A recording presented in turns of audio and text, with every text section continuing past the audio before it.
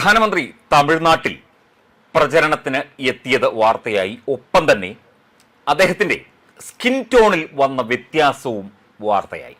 മാതൃഭൂമിയും മനോരമയും അടക്കമുള്ള മാധ്യമങ്ങൾ, അതുപോലെ തന്നെ എക്സ് പോലെയുള്ള സമൂഹ മാധ്യമങ്ങളിലൊക്കെ മോദിയുടെ ഈ സ്കിൻ ടോൺ വ്യത്യാസമാണ് ചർച്ച ചെയ്യുന്നത്. ഏപ്രിൽ 23-നാണ് തമിഴ്നാട്ടിൽ തെരഞ്ഞെടുപ്പ്. പ്രധാനമന്ത്രി നരേന്ദ്രമോദി അതത് സംസ്ഥാനങ്ങളിൽ വരുമ്പോൾ അവിടുത്തെ പാരമ്പര്യ വേഷം ധരിക്കുന്നതും അവിടുത്തെ രീതിയിൽ, ഇപ്പോൾ കേരളത്തിൽ വരികയാണെങ്കിൽ മുണ്ടും ജുബയും ധരിക്കും, ചെണ്ട കൊട്ടും, അങ്ങനെയുള്ള പല പല പരിപാടികൾ അദ്ദേഹം ആസൂത്രണം ചെയ്യാറുണ്ട്. അതൊക്കെ തന്നെ നടപ്പാക്കാറുമുണ്ട്. അദ്ദേഹത്തിൻ്റെ പേജിലടക്കം അതൊക്കെ പോസ്റ്റ് ചെയ്യാറുമുണ്ട്.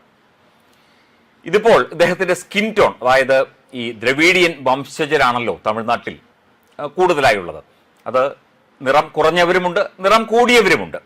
അതിൽ സാധാരണക്കാരായ അല്പം കറുത്ത നിറമുള്ള ആളുകളെ പ്രീണിപ്പിക്കുന്നതിന് വേണ്ടിയാണ് ഈ ഒരു മാറ്റം എന്നാണ് ഈ സമൂഹ മാധ്യമത്തിൽ ചർച്ച നടത്തുന്നവർ പറയുന്നത്.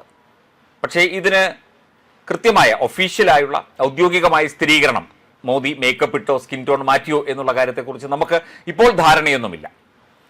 ഇനി അങ്ങനെയാണെങ്കിൽ തന്നെ അതിൽ എന്താണ് കുഴപ്പം? ഇത് രാഷ്ട്രീയമാണ്, ഇത് തെരഞ്ഞെടുപ്പാണ്.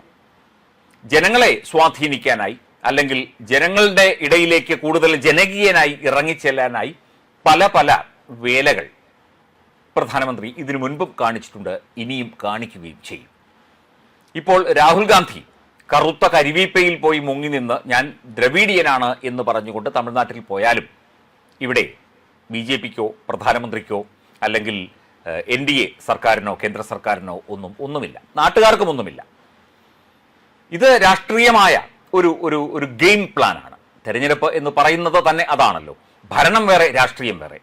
ഭരണകർത്താവായിട്ടോ അല്ലെങ്കിൽ പ്രധാനമന്ത്രിയായിട്ടോ അല്ല നരേന്ദ്രമോദി തമിഴ്നാട്ടിൽ എത്തിയത്. അദ്ദേഹം ഒരു താരപ്രചാരകനായിട്ട്, തെരഞ്ഞെടുപ്പിൻ്റെ ഭാഗമായുള്ള താരപ്രചാരകനായിട്ട് തന്നെയാണ് നരേന്ദ്രമോദി തമിഴ്നാട്ടിൽ എത്തിയത്, ഒരു സംശയവുമില്ല.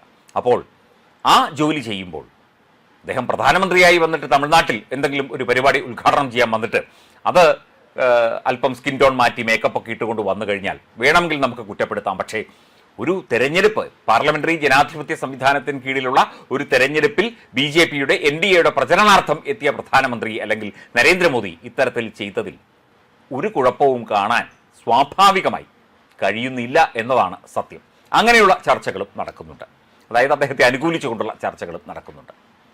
ഏപ്രിൽ 23-ന് തെരഞ്ഞെടുപ്പ് നടക്കുമ്പോൾ പ്രധാനമന്ത്രി ഞങ്ങളെപ്പോലെ അല്പം കറുത്ത നിറത്തിൽ വന്നു, അദ്ദേഹം നല്ല വെളുത്താണ്, കണ്ടാൽ നല്ല ഫെയറാണ്, അല്പം കറുത്ത നിറത്തിൽ വന്നു എന്ന് വിചാരിച്ചുകൊണ്ട് അദ്ദേഹത്തിന് 10 വോട്ട് കിട്ടുകയാണെങ്കിൽ, അല്ലെങ്കിൽ BJPക്ക് 10 വോട്ട് കിട്ടുകയാണെങ്കിൽ അത് തീർച്ചയായിട്ടും NDAക്കും BJPക്കും ഗുണകരമായി തന്നെ ഭവിക്കും. ഇത്തരം കാര്യങ്ങളൊക്കെ തന്നെ ചെയ്യും. പിന്നെ മറ്റൊരു കാര്യം, അവനവനെ പ്രസന്റ് ചെയ്യാൻ, അവനവനെ അവതരിപ്പിക്കാൻ മോദിയോളം മിടുക്ക് വേറെ ഒരു നേതാവിനും, ഒരു ലോക നേതാവിനും ഇല്ല എന്നുള്ളതാണ്. അദ്ദേഹത്തിൻ്റെ വേഷവിധാനങ്ങൾ, അദ്ദേഹത്തിൻ്റെ PR വർക്കാണെന്ന് പറയുമായിരിക്കും, ആയിക്കോട്ടെ, PR വർക്ക് തന്നെയാണെന്ന് കൂട്ടിക്കോളൂ. എന്നാൽ പോലും സ്വയം അവതരിക്കാൻ അല്ലെങ്കിൽ അവതരിപ്പിക്കാൻ അദ്ദേഹത്തോളം ആ ഒരു കഴിവ് വേറെ ആർക്കുമില്ല. നമുക്കൊരു വിവാഹത്തിന് പോകാം, നമുക്ക് മുഷിഞ്ഞ നാറിയ വേഷം ധരിച്ചോ അല്ലെങ്കിൽ ഒരു ഒറ്റമുണ്ടും ധരിച്ചോ അല്ലെങ്കിൽ ഒരു സാധാരണ വേഷം ധരിച്ചോ പോകാം. നല്ല രീതിയിൽ ഒരുങ്ങി നല്ല പളപള മിന്നുന്ന വേഷവിധാനങ്ങൾ ധരിച്ചുകൊണ്ടും പോകാം. ഏതാണ് കൂടുതൽ പ്രസന്റബിൾ, അല്ലെങ്കിൽ ജനങ്ങൾ കൂടുതൽ ശ്രദ്ധിക്കുന്നത്, ജനങ്ങളെ കൂടുതൽ ആകർഷിക്കുന്നത് നല്ല വേഷം ധരിച്ച് ചെല്ലുന്നത് മാത്രമാണ്. വേഷത്തിൽ എന്ത് കാര്യം എന്നൊന്നും ചോദിക്കരുത്. വേഷത്തിലും കാര്യമുണ്ട്, നിറത്തിലും കാര്യമുണ്ട്, അതിലുപരി ഗുണത്തിലും കാര്യമുണ്ട്. പ്രധാനമന്ത്രിക്ക് ഒരുപാട് ഗുണങ്ങൾ ഉണ്ട്, രാജ്യത്തിന് വേണ്ടി പ്രവർത്തിക്കാൻ ഒരുപാട് ഗുണങ്ങൾ ഏറെയുണ്ട് എന്നുള്ളത് തീർച്ചയായിട്ടും ഈ വിമർശിക്കുന്നവർ ഒരു നിമിഷം ഓർത്താൽ നന്ന്.